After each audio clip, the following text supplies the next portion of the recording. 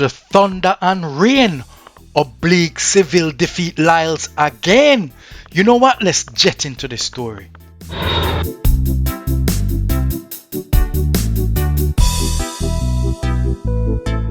Welcome to Jet. So first and foremost, before we get into why Oblique Seville will now definitely be on the medal table in the World Championships, give thanks to Yahweh and to Yahushua. Yes, man. Amid the thunder, amid the rain, the lightning of Oblique Seville struck again, this time beating Lyles in the rain. And the field was stuck because there were some big names in there as well. So now we have Kishian Thompson beating Lyles, Oblique now beating Lyles twice, and now we have someone who will definitely be a medal contender, perhaps will go on with a medal, and everyone is saying Oblique Seville looks more likely to get the gold. Well, let's wait and see.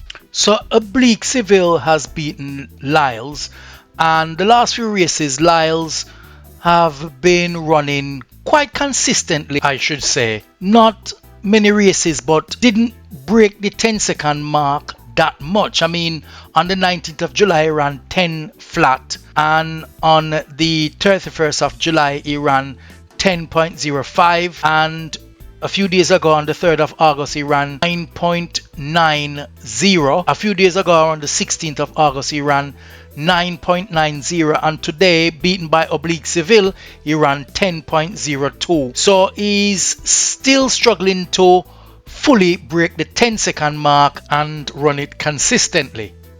Who else was there? Yes, Akeem Simbini started out the season very good actually, and ran a time on the 3rd of May 2025, 9.98, and when it gets to the 17th of May he ran 9.86 and then 9.95. Since July until now he has been running 10.11, 10.01, 10.10, and today 10.05. So it seems as if he's going backwards in terms of time. I wonder whether he had peaked early, but he is not someone that you should write off. He is a very big talent. But what about Akeem Blake? Akeem Blake, everyone started to wonder what is going on, whether he's suffering from some niggly injuries or is just finding it difficult to find form. I mean, on the 27th of June he ran 9.88. Since then it's downhill in terms of not breaking the 10-second mark. 27th again 10.05, the 5th of July 10.03, the 19th of July 10.08, the 27th of July 10.05, 12th of August 10.04, 16th of August 10.11, and today 10.02. So we're wondering what is happening to Akeem Blake. I mean, this is not like him to be running this slow time, but you know, there is 2 weeks to come for him to fix up and get his act together, ready for the World Championships. So when the gun goes, Oblique gets a very good start, coming out of his dry phase now and started to pull away from the pack, look more convincingly as he transitioned right down to the tape. Well done to Oblique Seville. His race looked more convincing than the one with Kishian Thompson. So Oblique took the win in 9.87. Now Lyles in 10.02, Akeem Blake 10.02, and Akeem Simbini 10.05. Wow. When Thompson lined up with Lyles, you can see here he's pulling away, but then at this point everyone started to run him down and he barely take the win. So everyone started to speculate and to wonder what is going on with Kishian Thompson. Why did he not win it convincingly? Why did he make all the athletes them came up close to him and he barely won it? But a win is a win nevertheless, and he ran such a good race. Both Oblique Seville and Kishian Thompson had beaten Lyles, and this can only bring more confidence to them, but Lyles tend to do well on the big day. So when you compare the two races, you can see at the top there, Oblique Seville has a better lead than Kishane Thompson, and the guys were almost close to Kishane. But nevertheless, you cannot use that to judge anything else. A lot of speculation, a lot of people have been saying that Kishane needs to practice a lot of speed endurance because he normally tightens up when it gets to the 70 meter, the 80 meter mark, while Oblique Seville look fluent and fluid when it gets to that stage and seems as if he's ready to run. Kishane other races, particularly when he's running in Jamaica against Oblique Seville, Kishane Thompson looks comfortable with a good top end speed. So I'm not convinced that he needs to work on his last part of his race. I believe that his last part of his race is very good because I've seen him run straight through to the tape and constantly improving on speed.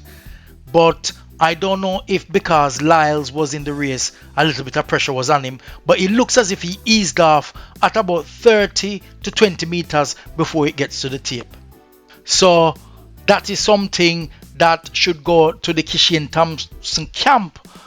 But nevertheless, take nothing away from both of them. They both look comfortable to definitely take home a medal at this World Championships. So this is what Oblique had to say after the race. Watch this. Well done on the win, amazing, 987, how do you feel about that? Good, it's a good run. To perform in this crowd is lovely, even though the rain is heavy, but to perform in this condition and running 98, and I am the only person that run under 10 seconds again in this condition, showing that I have something special coming up for Tokyo. Something special coming up for Tokyo. And I believe him big time. I believe everything when him say.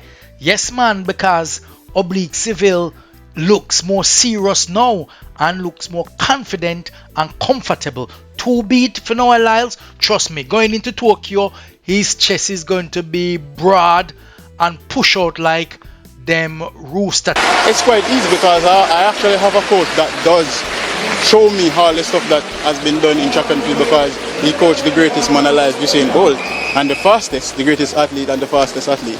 So with me being up along his side, teach me a lot of knowledge and to showcase my talent as his knowledge and the field. Yes, he's right. Glenn Mills is one of the greatest coaches out there when it comes to track and field, and indeed he trained the fastest man ever alive over the 100 meter and the 200 meter, Usain Bolt. And now this is what Noah Lyles had to say after the race. Watch this. And second question, really, what about these conditions? What about that? Yeah, I mean, conditions suck, but we all got to run it. We're all of us are doing the exact same thing, so can't put it in your mind, really. Yes, Noah Lyles is making it known that we are professionals and the job has to be done under any conditions because this is what we train for. How are you feeling physically right now, and what are you looking forward to for the rest of the season? Physically, I feel great. Disappointed that I couldn't show it in there, but physically I feel really good. And I think, again, every race has been getting better and better. So Lyles said he's not worried. Well, a lot of his fans are worried given that he's been beaten 3 times by the Jamaican, and probably people are wondering whether he is able to perform to top class or top level when it comes on to the World Championships. But now it's over to you.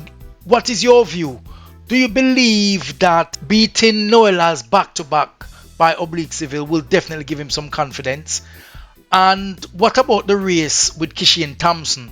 Do you see Oblique Seville to be the man to definitely and finally take the gold at the World Championships? Or do you think that Lyles have some trick up his sleeve and when it comes to the big race he will deliver?